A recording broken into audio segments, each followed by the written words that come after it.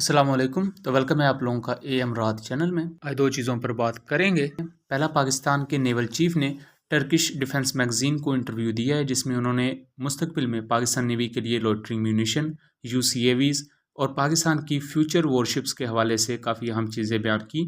दूसरी तरफ America Bahrain के लिए अपने F-16 को मंजरेआम पर लेकर आया है। जो पहले F-16 ब्लॉक 70 बनाए गए हैं वो बहरीन के लिए ही हैं। इस पर बात करेंगे, लेकिन वीडियो में आगे बढ़ने से पहले आप चैनल को सब्सक्राइब कर लें एंड हमारी वीडियोस को शेयर कीजिएगा। पिछले हफ्ते जुमे के दिन पाकिस्तान ने 3rd मिल्जियम क्लास या बाबर क्लास कॉर्वेट, जिसका नाम PNS खैबर था, उसे लॉन्च किया। इस तकरीब में वहाँ पाकिस्तान के नेवल चीफ भी थे, पाकिस्तानी प्राइम मिनिस्टर, उसके अलावा टर्किश प्राइम मिनिस्टर। तो यहाँ ये भी ऐलान किया गया कि जो लास्ट मिल्जियम क्लास कॉर्वेट होगी पाकिस्तान नेवी के लिए, वो या तो 2024 के एंड में या 2025 के शुरू में लॉन्च कर दी जाएगी। और इससे पहली जो 2 शिप्स हैं उनको पहले ही लॉन्च किया जा चुका है। इन 4 शिप्स में से 2 टर्की ने बना के देनी है पाकिस्तान को और 2 पाकिस्तान ने खुद बनाई हैं। पाकिस्तान के नेवल चीफ अमजद खान नियाजी का ये कहना था कि पाकिस्तान मुस्तकबिल में भी टर्की के साथ मुख्तलिफ जॉइंट वेंचर्स करता आएगा और यहाँ उन्होंने यूसीएवीज की बात की है, उसके अलावा दूसरे मुख्तलिफ नेवल प्रोजेक्ट्स की बात की है। हम जानते हैं कि पाकिस्तान नेवी मुस्तकबिल में अक्सुंगुर यूसीएवीज लेने जा रही है और मोस्ट प्रोबेबली पाकिस्तान टीओटी के तहत उन्हें अपने मुल्क में ही बनाएगी। ना सिर्फ ये बल्कि यहाँ बहुत से चांसेस हैं कि पाकिस्तान लोटरिंग म्यूनिशन या जिन्हें सुसाइड ड्रोन्स कहा जाता है वो भी ले, क्योंकि ऐसे ही सुसाइड ड्रोन्स टर्की ने पाकिस्तान में आइडियाज़ में शो किए थे और इसमें पाकिस्तानी जो अथॉरिटीज़ थी, पाकिस्तानी मिलिट्री के पर्सनल्स थे, उन्होंने काफ़ी इंटरेस्ट लिया था। जबकि दूसरी तरफ पाकिस्तान ने अपने मुल्क में भी 3 से 4 मुख्तलिफ लोटरिंग म्यूनिशंस बनाए हैं। सो यहाँ पॉसिबिलिटी हो सकती है कि पाकिस्तान एक से ज़्यादा मुख्तलिफ ओरिजिन के सुसाइड ड्रोन्स या लोटरिंग म्यूनिशन को यूज़ करे। जबकि दूसरी तरफ इंटरव्यू की अगर आप इस पिक को देखें तो पीछे जिना क्लास फ्रिगेट का मॉडल भी रखा हुआ नज़र आ रहा है।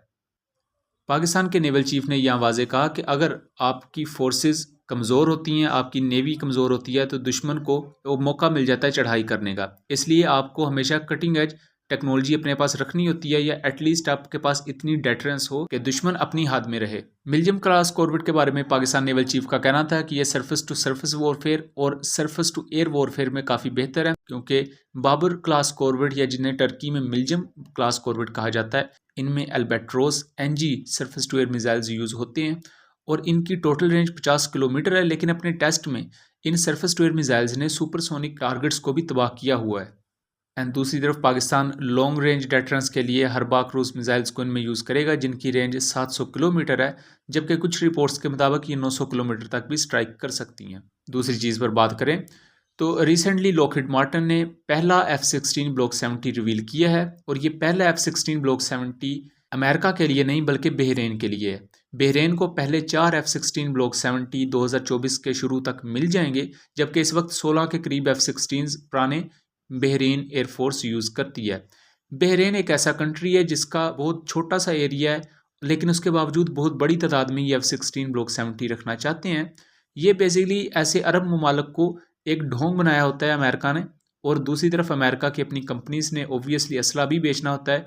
अगर हम इवन बहरीन को देखें तो उसका कोई ऐसा बहुत बड़ा दुश्मन नहीं है, उनके लिए ये 16 F-16 जो इस वक्त मौजूद हैं ये भी मोर देन इनफ है।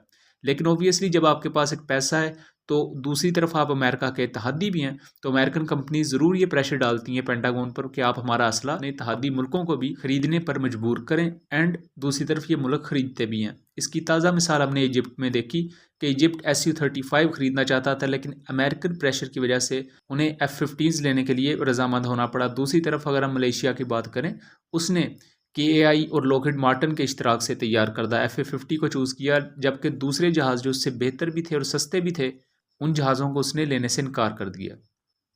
और यहाँ एक और काबिल गौर बात यह है कि ये F-16 अगर आप देखें तो ये बिल्कुल पुराने F-16 जैसा ही है, लेकिन यही चीज़ समझाने वाली होती है, क्योंकि बहुत से लोग इस चीज़ पर बहस करते हैं कि JF-17 ब्लॉक 3 पुराने JF-17 ब्लॉक 1 और 2 जैसा क्यों है। तो कभी भी एयर फ्रेम को छेड़ा नहीं जाता ज़्यादातर। अगर आप ये F-16 ब्लॉक 70 भी देखें तो ये बिल्कुल पुराने F-16 CD मॉडल जैसा है, जो कि इस बात की सेंस भी क्रिएट करता है, क्योंकि अगर आप एयर फ्रेम चेंज करने बैठ जाएंगे, उसकी एरोडायनेमिक्स को एक नए सिरे से आपको स्टडी करना पड़ेगा, उस पर नए सिरे से टेस्टिंग होगी और वो फिर जहाज़ ही बिल्कुल एक नया बन जाएगा। जो मॉडर्नाइजेशन या ब्लॉक कंसेप्ट है ही यही कि आप एयर फ्रेम वही रखें पुराने वाला, लेकिन उसके अंदर टोटली चीज़ों को चेंज कर दें। जैसा कि F-16 इससे पहले जितने भी हैं उनमें एक्टिव इलेक्ट्रॉनिकली स्कैंड अरे रेडार नहीं है, जबकि जो F-16 ब्लॉक 70s हैं इनमें आईसा रेडार है। लॉन्ग रेंज BVR मिसाइल्स को फायर कर सकते हैं और ज़्यादा एक्यूरेसी से फायर कर सकते हैं। इनकी इलेक्ट्रॉनिक वॉरफेयर कैपेबिलिटीज़ पहले से कई गुना बेहतर हैं। अब 4.5 जनरेशन जहाज़ जिनमें Rafale, F-16 block 70, JF-17 block 3, J-10C और एट्सेट्रा बहुत से जहाज़ आ जाते हैं। आप इनको सिंपल से कॉन्सेप्ट में समझ सकते हैं कि बाहर से इनका एयर फ्रेम एक 4th जनरेशन जहाज़ जैसा होता है, लेकिन इनके जो इंटरनल सिस्टम्स होते हैं वो एक 5th जनरेशन जहाज़ जैसे होते हैं, जिसकी वजह से ये बहुत से ऐसे रोल्स कर सकते हैं जो इवन 5th जनरेशन प्लेटफॉर्म्स नहीं कर सकते। जैसा कि ये बीस्ट मोड में ज़्यादा वेपन्स कैरी कर सकते हैं as compare to 5th generation aircraft, क्योंकि 5th जनरेशन एयरक्राफ्ट इंटरनल बे में वेपन कैरी करेगा। अगर वो अपने परों के नीचे वेपन्स कैरी करे तो उनकी स्टेल्थ ख़राब हो जाएगी। इसलिए अभी तक 4th जनरेशन या 4th प्लस जनरेशन जहाज़ सर्विस में है, और ना सिर्फ अब तक बल्कि अमेरिका इन्हें 2070 तक सर्विस में देख रहा है। तो जो 4th प्लस जनरेशन एयरक्राफ्ट है इनकी अभी काफ़ी सर्विसेज पड़ी हैं और ये बहुत से रोल्स सरंजाम दे सकते हैं बहुत कम कीमत में और बहुत ज़्यादा इफेक्टिवली। उम्मीद करता हूँ चीज़ें क्लियर रही होंगी। मिलेंगे अगली वीडियो में, तब तक के लिए अल्लाह हाफिज़।